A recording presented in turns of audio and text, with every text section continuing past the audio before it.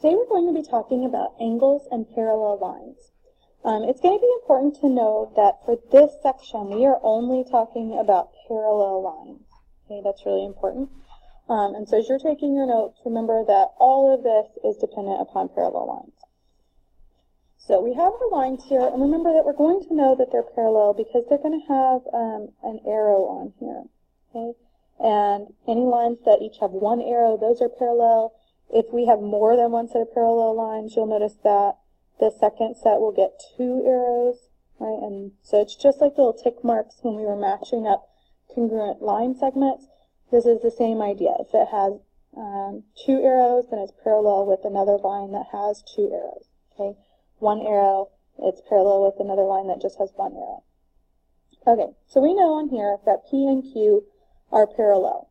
So our first postulate is the corresponding angles postulate, and it says that all of our corresponding angles are going to be congruent, and that is if we're dealing with parallel lines cut by a transversal.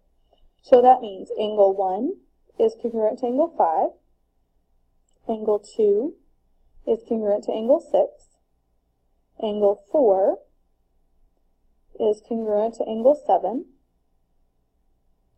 and angle 3, sorry, it's a lot of arcs there, is congruent to angle 8.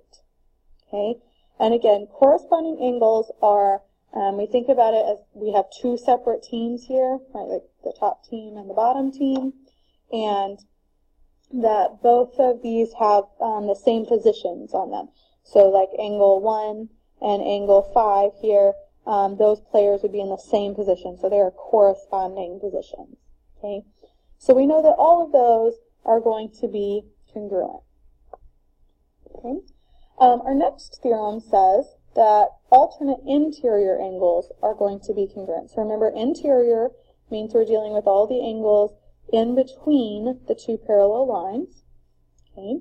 So that means only 3, 4, 5, and 6 are available for this one.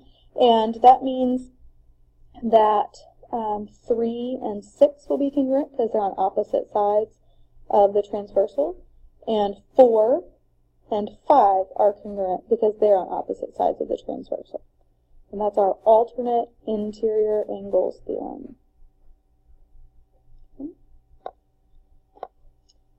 Next, we have our alternate exterior angles theorem. So these are going to all be angles that are on the outside of the two parallel lines. So for this one, 1, 2, 8, and 7 are our only viable options. And so for alternate exterior angles, they have to be on the outside, and they have to be on opposite sides of the transversal. So 1 and 7, and they're going to be congruent, and 2 and 8, and those will also be congruent. Okay. So far, what we have been able to say is, if we have parallel lines, okay, then we know that the following types of angles will all be congruent. So that's corresponding, it's alternate interior, and that's alternate exterior angles.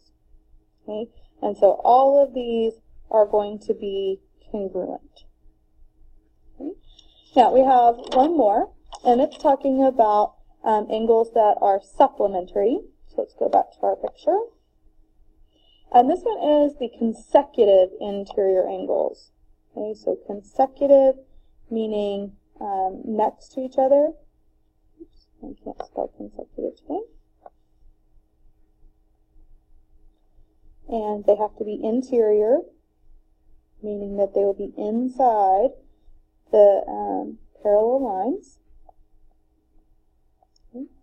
And so we're saying angles 3 and 5 will add up to 180.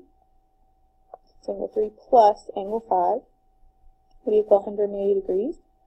And then we're saying angle 4 and angle 6 would also add up to 180. So that's angle 4 plus angle 6 would add up to 180 degrees.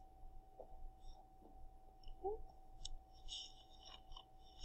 We have one more theorem, and this next theorem talks about if we have parallel lines, like we did before, we'll just call these A and B, and they are cut by a transversal, call that one C.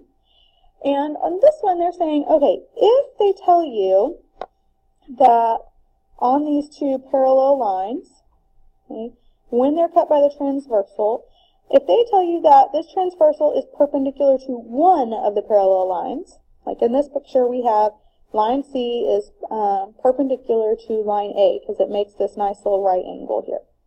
Okay, the perpendicular transversal theorem says that that means that it has to be perpendicular to the other parallel line as well. Okay, and we're going to talk more about slopes in the next section, and that will make a little bit more sense once we talk about slope, but that's just going to be one of our rules, and so you need to add that in there. Okay, and so again, initially they don't tell us about line C and line B here, right? At first they just tell us that line A is perpendicular to line C, and then we know from that that that means that line B has to also be perpendicular to line C. Okay. I hope that you have enjoyed this, and thank you for watching. Have a lovely afternoon.